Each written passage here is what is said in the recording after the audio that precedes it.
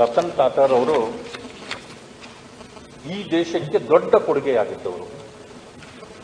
ಅವರು ಆ ಟಾಟಾ ಕಂಪನಿಯಿಂದ ಮಾಡದೇ ಇರತಕ್ಕಂಥ ಕೆಲಸ ಇಲ್ಲ.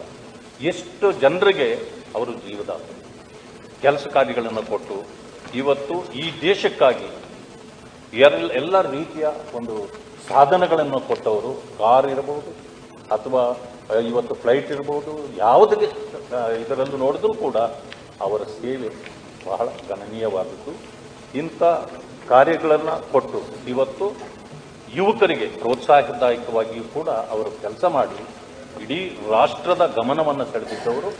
ಅಂತಾರಾಷ್ಟ್ರೀಯ ಮಟ್ಟದಲ್ಲೂ ಕೂಡ ಅವರಿಗೆ ಉತ್ತಮವಾದ ಒಂದು ಗೌರವ ಇತ್ತು.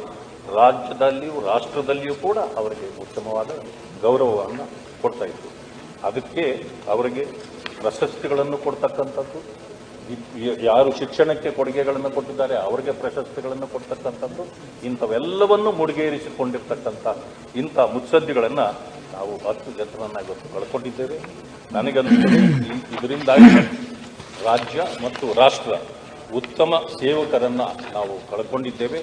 ಆದ್ದರಿಂದ ಏನೋ ಅವರು ಕಳ್ಕೊಂಡಿರ್ತಕ್ಕಂಥ ಅವರ ಕುಟುಂಬಗಳಿಗೆ ಆ ಒಂದು ಇದನ್ನು ಭರಿಸುವ ಶಕ್ತಿಯನ್ನು ಭಗವಂತ ಕರುಣಿಸಲಿ.